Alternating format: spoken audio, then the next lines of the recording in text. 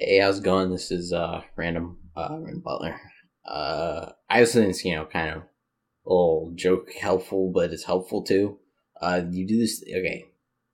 A lot of people have seen the movie Along Came Polly, and they think sometimes it's just a rip off of There's Something About Mary, and it kind of is. But the funny part of people remember is they'll remember Philip Seymour Hoffman in it because he's pretty funny in that. And there's a scene where he falls at the beginning, that's good. But the thing that a lot of people remember is the scene where he says "sharted."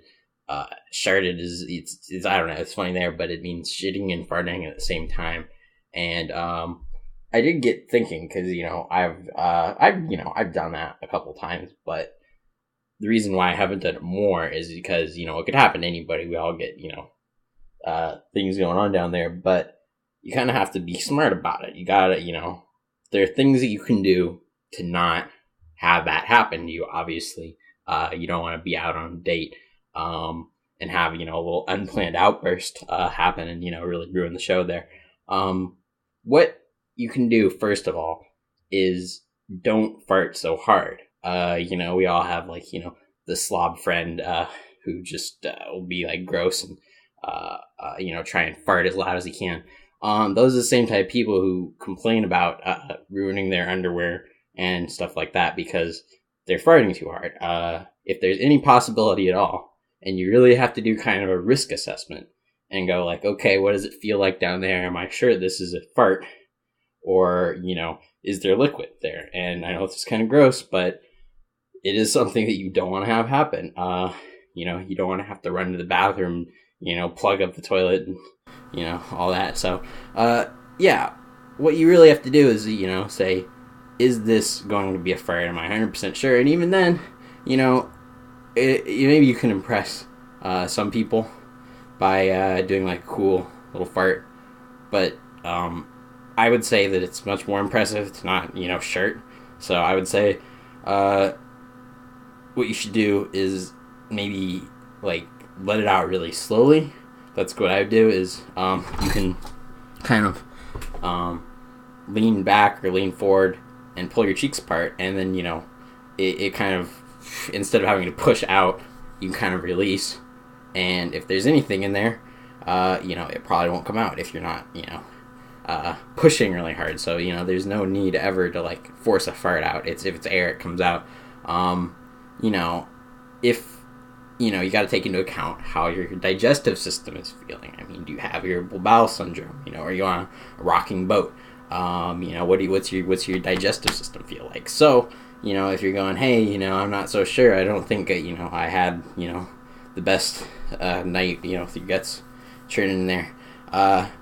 You really should probably not fart. And here's something is that a lot of people don't think of this is you can use gravity to your effect. If you're really not sure, you can find a spot, hopefully away from other people, but you lay down on your stomach, you can pull your cheeks apart, and then you kind of fart up. So, here's, what this is, but, so the stuff goes down out of there. It's not up at the doorway. The door stays relatively, tight shut, nothing goes under the door, nothing's getting in or out under that door. So, yeah, you do that. You lay down and you just kind of let things go up. If something's coming out, if it's a fart, comes out. And if you push too hard, you probably can. I'm not exactly sure how it works, but you probably could push, the feces out if it was in there. So you probably still want to be careful even if you are laying on your stomach. But, yeah, you can do that. So, yeah, generally, I don't know. You just got to... first of all, I will, just to review this, don't fart really hard. Don't, make a joke fart, you fart, yeah. That's pretty immature anyway. And so I would say, yeah, no, you just, do a normal fart and let it out as slowly as you can. If you've, done the risk assessment, type it into your computer, you plug in the numbers, and the base jumping. So, yeah, you don't want anything coming out, and if you do, go take a shower. It's embarrassing, but you also don't want to like have it start to smell, and have somebody actually smell it, because then they'll know that you kind of did that. So it's better just excuse yourself. Say, hey, I know I'm at your house.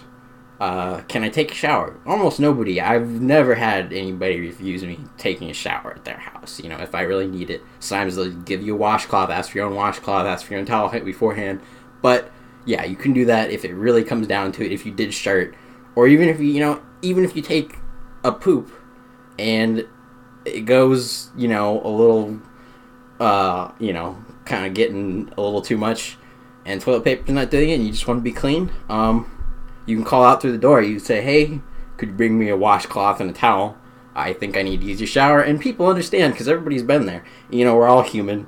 We all have our messy situations. We all have gross stuff. So it's okay. You don't have to feel bad about getting messy. Or even, if anything happens, they're your friends, I hope. And even if not, nobody's mean like that. They aren't going to deny you a shower or get angry at you for it. They might get angry. Some people are like passive aggressive or whatever. But yeah, you can do that.